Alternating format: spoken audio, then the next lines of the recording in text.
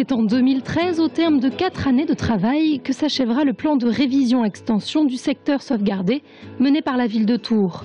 D'un coût total de 600 000 €, dont la moitié est financée par l'État, cette étude servira à établir un document de référence déterminant les règles d'urbanisme dans le secteur sauvegardé. C'est un travail extrêmement minutieux qui est fait îlot par îlot, où il y a un certain nombre de relevés sur la qualité des bâtiments, sur l'isolation, sur l'organisation des placettes. Donc il y a des mises à jour pour la partie révision et pour la partie extension, ce sont des fiches nouvelles qui sont établies. Un secteur sauvegardé étendu puisqu'il inclura les quartiers de Lamartine-Courteline, l'emblématique Cité MAM, le secteur de l'église Saint-Pierreville et les façades 19e des boulevards Béranger et Heurteloup.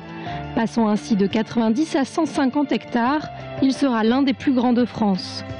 Mais il fut aussi l'un des premiers puisque le projet de restauration avait été lancé avant même la fameuse loi Malraux sur les secteurs sauvegardés. Il y avait un plan d'urbanisme qui a été établi en 1958 et adopté en 1959. Ce plan d'urbanisme avait pour vocation d'éradiquer tout cet taudis par la destruction totale.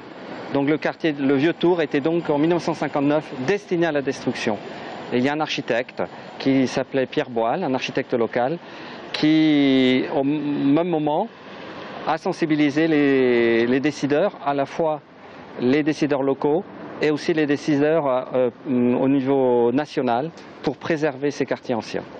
C'est en 1962 que les travaux débutèrent pour durer plus d'une dizaine d'années. Au programme restauration des façades bien sûr, mais aussi traitement intérieur des maisons pour améliorer le confort et l'hygiène dans un vieux Tours alors insalubre. Aujourd'hui, Tours fait partie des 103 villes françaises possédant un secteur sauvegardé. Ici se côtoient vestiges gallo-romains, bâtiments médiévaux, architecture classique, façade 19e et bâtisse 20e. C'est d'ailleurs ce qui fait la particularité de la cité tourangelle. La ville de Tours a un patrimoine très varié et là où je trouve qu'il est un peu spécifique, c'est sa période de reconstruction, puisque à la suite des bombardements, il y a toute une architecture qui est assez spécifique, qui n'est pas encore tout à fait reconnue. Et ça, je crois que c'est une véritable chance pour la ville. 50 ans après, l'idée de Pierre Boal et d'André Malraux est donc honorée. Et pour que les Tourangeaux se souviennent de l'histoire de ce vieux Tours rescapé, l'année 1962 avait été inscrite en briques sur la façade d'une maison de la place Plumereau.